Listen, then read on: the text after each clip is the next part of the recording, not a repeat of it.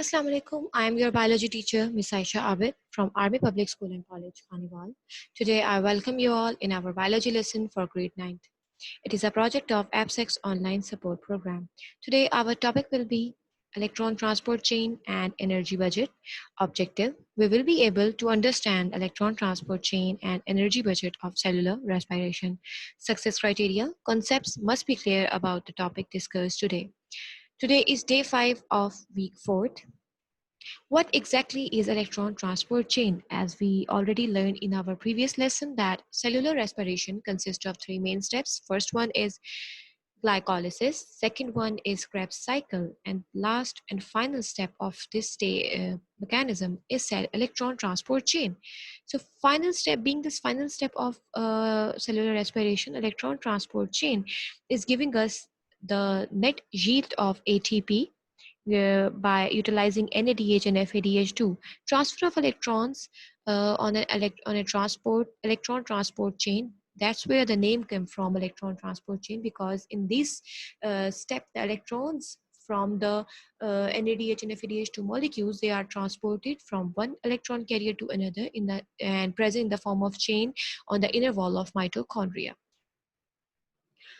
What happens next is that the main reactants of FADH2 and NADH2, these both are coming from Krebs cycle. Krebs cycle is continuously producing these molecules by utilizing each molecule of pyruvic acid. Both of these atoms, or both of these electron carriers, they release their electrons, and it means that they are oxidized.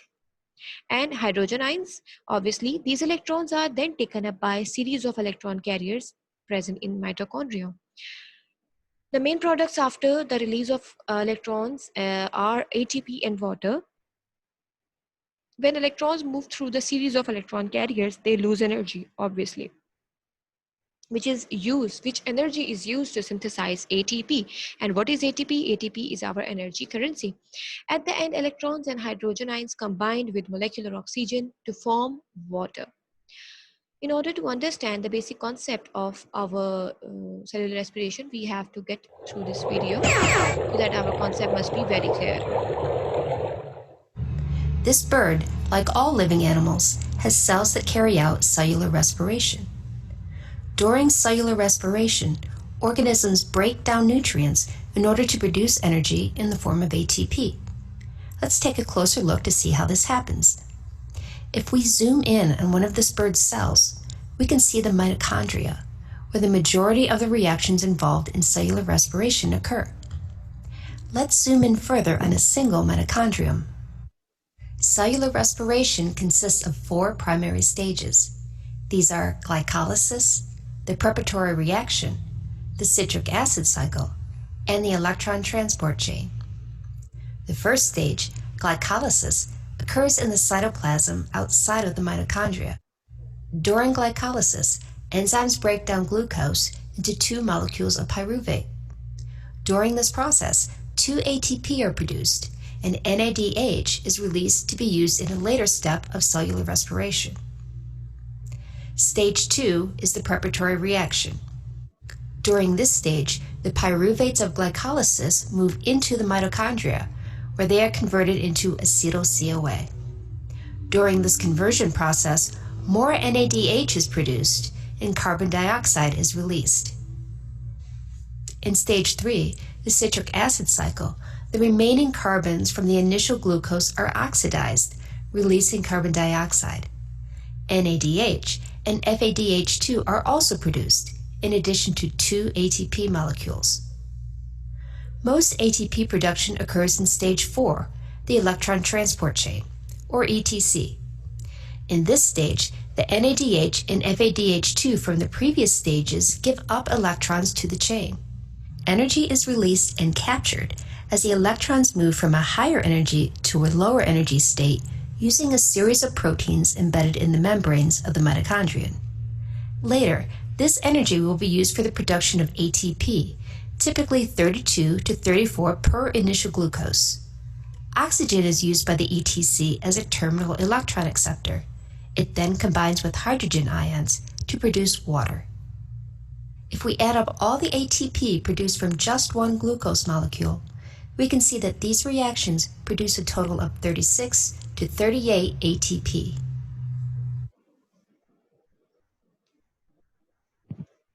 So students, that was all for cellular respiration. Now, what we are going to do, we are going to get the exact energy budget in which we are going to calculate that how much ATP we are producing by the process of cellular respiration after performing glycolysis, citric acid or Krebs cycle, and electron transport chain. Its other name is oxidative phosphorylation, but you have to remember that electron transport chain simply.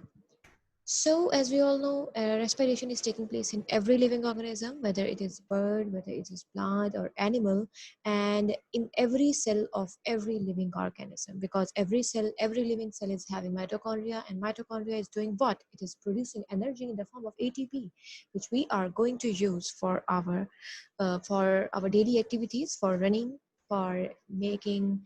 Uh, for making anything that we are going to make, for learning, obviously. So in budget, what we are going to do, we are going to put our focus on the production of ATP, because our energy currency is ATP. We can buy anything, we can do anything using this ATP. You can see here glycolysis is producing ATP, citric acid cycle or Krebs cycle is producing ATP, while electron transport chain is also producing ATP. We have to count on these ATP so that we can measure that each glucose molecule is going to give us uh, how many total ATP molecules or how many energy currencies. So there's a bit confusion about some entities like FADH to NADH and NADH from like one NADH from glycolysis, some NADH and FADH2 from Krebs cycle. So what are they going to do? They are going to get us more ATP, because in the electron transport chain it is happening. These NADH is converted into ATP so that this ATP is utilized. NADH and FADH, they are energy molecules, but our body can only utilize and recognize ATP, so that we have to convert these molecules, these guys, into ATP. Coming towards ATP, let's make it very clear that ATP is called as energy currency. Whatever we eat, whatever an animal eats, is stored in, is synthesized and utilized in our body by cellular respiration, by each cell of our body, and giving us energy so that we can read, we can run, we can do anything. And this energy ATP is used by animals also. Why ATP is called energy currency? It is like money that can spend throughout the cell. We can use this energy currency and spend it to do anything. As you know that we can run. If we have energy in our body, we can run. If we have energy, we can do anything. You know, for your surprise, we cannot even smile if we don't have energy in our cell. So smiles also requires energy. So what next is that we are going to get the energy budget. We are going to get you to utilize these NADH molecules so that we can count on these ATPs, we can count on these actual energy currencies, because electron carriers which go on electron transport chain to generate ATP, who are those electron carriers? Yes, these are electron carriers which are highlighted here. So as we have already learned about whole process of cellular respiration, we came across the term glycolysis, in which glucose is broken down. From glycolysis, if you remember, two ATP molecules are produced and two NADH molecules are also produced in the same way. And there is a rule that each NADH molecule is going to give us two molecules of ATP. All right, so keep that in mind. Each NADH molecule is going to give us two molecules of ATP. So two molecules are going to give us four ATP molecules. Oh yes, these two molecules ATP are directly given to our energy budget. While we have already studied that before entering into Krebs cycle, the pyruvic acid or pyruvate is converted into acetyl-CoA and one carbon dioxide is produced, if you recall your memory. So another two NADH molecules are also produced. So in this case, NADH is one NADH is producing three ATP molecules, and two will be going to give us six ATP molecules. You might be wondering that two NADH from glycolysis are giving us four, while two NADH from the intermediate step is giving us six. The reason is that in glycolysis, NADH is giving us only one NADH is giving us only one ATP molecule. While what happens in Krebs cycle? In Krebs cycle, it gives us obviously 2 ATP molecules, while 6 NADH and 2 FADH2. It means that 3 NADH from one pyruvate and 3 from other. Because one glucose, there are 2 pyruvate molecules are produced. From one pyruvate, there are 3 NADH molecules. From another, we will be having 6 NADH molecules. And same goes the rule. One NADH is going to give us the 3 ATP molecules. So 6 will be giving us 18. 3 6 are 18 ATP molecules. FADH2, one FADH2, it's a rule there that one FADH2 is always giving us 2 molecules of ATP, and as a result 2 FADH2 will giving us 4, because 2 into 2 is equal to 4 ATP. If we count these ATP molecules, 18 plus 4 plus 2 plus 6 plus 4 and plus 2, the sum up will be 36 ATP molecules. What is that? It is exactly what when we eat glucose, one molecule of glucose will be giving us 36 ATP molecules. And we eat a candy. When we eat a candy, it is containing not only one molecule of glucose, it will be containing more than 100 molecules of glucose. So you can imagine how much power can a single candy give us.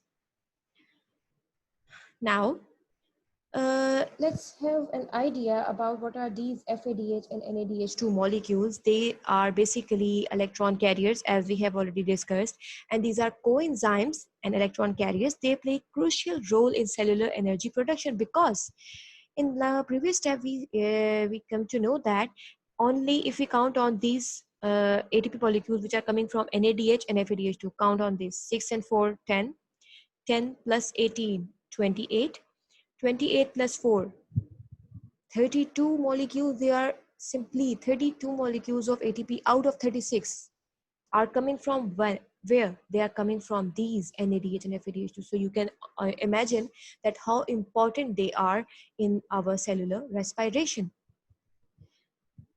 Further, if we study in detail, NADH is an energy carrier that produces 3 ATP molecules. One NADH is producing 3 ATP molecules, but in case of glycolysis, one NADH is giving us 2 ATP molecules. NADH is found in mitochondria. Obviously, as FADH2 is also found in mitochondria. Yes, FADH2 produces 2 ATPs. That was the rule I was discussing about. One NADH is giving us 3 ATP molecules, except glycolysis, which is giving us 2 molecules, while one FADH2 is giving us 2 molecules of ATP. So that was all for today's lesson. Just let's get a recap. We have discussed electron transport chain, in which we are getting out the ATP from NADH and FADH2. Obviously. Secondly, we discussed the energy budget, and what we came across that on one molecule of glucose will be giving us 36 molecules of ATP. And after that, we will be discussing about the cellular respiration. In order to recap that all cellular respiration, let's have a look at the video in which all process will be highlighted.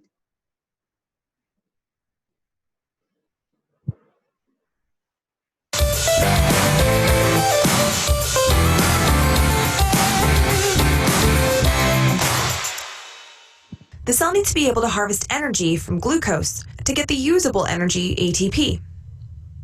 Whether oxygen is present or not, cells can always do glycolysis, which occurs in the fluid cytosol of the cell. No oxygen is needed for this. During glycolysis, the 6-carbon glucose molecule is broken in half and rearranged to make 2 pyruvic acid molecules. The process requires 2 ATP to get started, but ultimately it produces 4 ATP from ADP and phosphate, and it produces 2 NADH from NAD+. So overall, glycolysis makes 2 pyruvic acids, 2 ATP, and 2 NADH. From here, there are 2 possible pathways that could be taken. Cellular respiration always starts the same way, with glycolysis. From there, the 2 pathways are determined by the presence of oxygen. If there's no oxygen available, anaerobic respiration will occur. But if oxygen is available, aerobic respiration will occur in the mitochondria. Let's look at anaerobic respiration first. The anaerobic pathway has another name, fermentation. Fermentation is an anaerobic process that converts sugars to acids or gases or alcohols. It includes the glycolysis step in it. Fermentation replenishes the supply of NAD+ so that glycolysis can continue, creating 2 ATP from each glucose molecule. There are 2 types of fermentation. There's alcoholic fermentation and lactic acid fermentation. In lactic acid fermentation, pyruvic acid is converted to a chemical called lactic acid. The process changes NADH back to NAD+, so that glycolysis can continue and produce the 2 net ATP. Fermentation itself doesn't create any ATP, it's just keeping the glycolysis running. Our muscles use lactic acid fermentation when there's not enough oxygen to do aerobic respiration. Your muscles will feel cramped and painful, but this pain will go away as soon as you get enough oxygen back to your muscles so that you can go back into aerobic respiration. Other organisms use a different pathway and create an alcohol and carbon dioxide instead of lactic acid from pyruvic acid. Again, they still make NAD+ for glycolysis to use, but the pathway is a little different.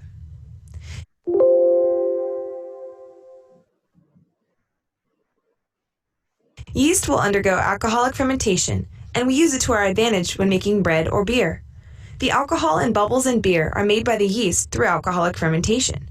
When bread dough is left to rise, the rising comes from the production of carbon dioxide bubbles in fermentation. The alcohol in the bread cooks off in the baking process. Now, anaerobic respiration is not actually very good at making ATP. It relies on just the 2 ATP that can be made from glycolysis. But if oxygen is present, aerobic respiration will occur. And it's an ATP-producing machine. Aerobic respiration takes place in the mitochondria of eukaryotic cells and in the cytosol of prokaryotic cells. After glycolysis occurs in the cytosol, and pyruvic acid is attached to coenzyme A, there are 2 major parts. The Krebs cycle, also known as the citric acid cycle, and the electron transport chain, which is paired with chemiosmosis. This last step is where oxygen is used. During the Krebs cycle, 2 ATP and the gas carbon dioxide are produced. The carbon dioxide will eventually diffuse out of the cell. This is why we breathe out carbon dioxide. The electron transport chain and chemiosmosis take place in the folded inner membrane of the mitochondria called the cristae. In the end, aerobic respiration can make up to 38 total ATP, theoretically, but usually it's a bit less than that, more like 30 to 32 ATP. So the final reaction is glucose plus oxygen yields 6 CO2 and 6 water, plus energy in the form of ATP. And lots of it. Thanks for watching this episode of Teacher's Pet. Don't forget to like and subscribe, and follow me on Twitter @SciencePet. So students, that was all for today's lesson. I hope you understand and enjoy today's lesson very well. So stay curious, stay healthy. Thank you so much for your attention. Allah Hafiz.